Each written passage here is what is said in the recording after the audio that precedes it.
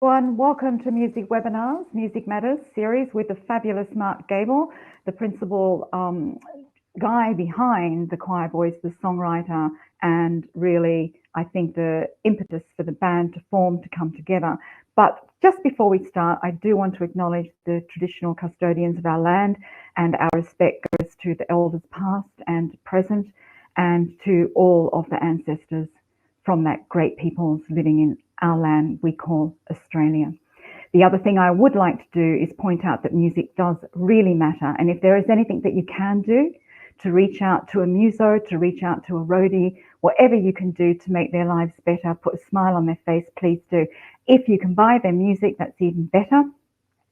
If you can do something like a gig or something like that, if you're involved in that side of the business, then that's even much, much better. Because music really, really does matter, and we need to support our musos.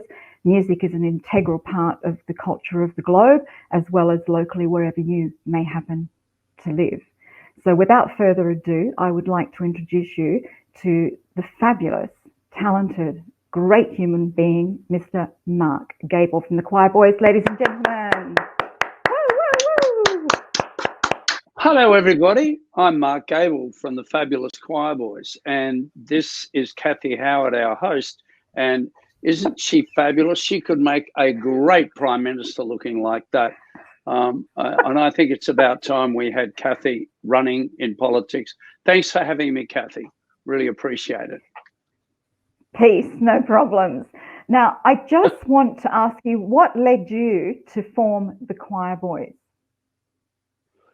Well, the irony is that I was toying around with being a solo artist, and I was actually signed to RCA Records in the 70s.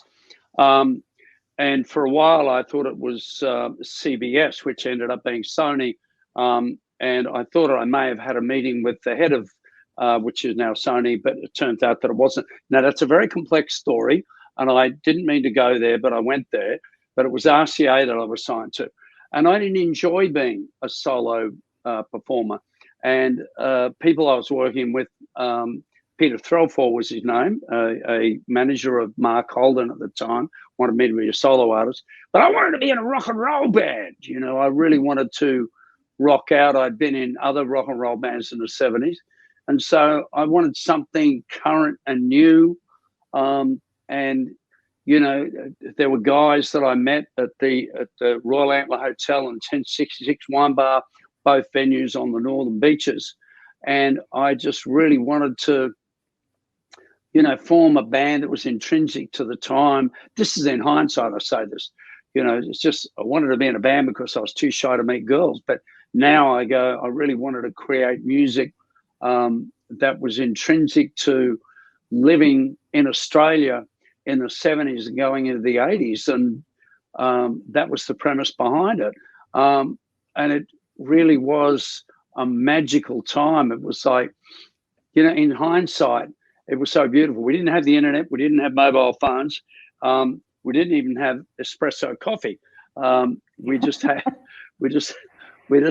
Nescafe instant coffee. But life was very simple. And so people used to go and see bands all the time, and artists all the time, performing their own music, writing their own music was what we did. And it was just the best time to grow up. I wouldn't have missed it in the world. My children have had a good time growing up, but for me and for everybody else of that generation, I think it was a charmed time. It certainly was a charmed time. For some, it was a different time, but for most of us, it was a charmed time. You wrote the song Run to Paradise, which we all know and we all love. And for those of you who don't know it, you've got to Google it and have a listen today. What was the inspiration behind Run to Paradise?